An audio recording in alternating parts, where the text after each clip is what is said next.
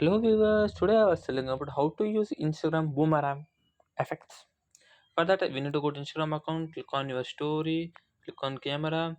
So here I was swiping uh, unless it till the end. So after I was searching, here we have a search simmer, click on that. Here we need to search boomerang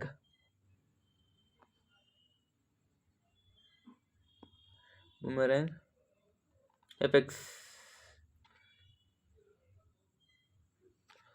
After searching it, it was scrolling. After it was done, one, two. I was choosing on one. I was clicking on camera. So here the effect was came.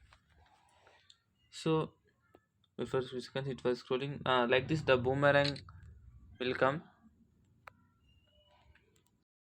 You can use anywhere. You can put a story like this. I was putting a story. Thank you.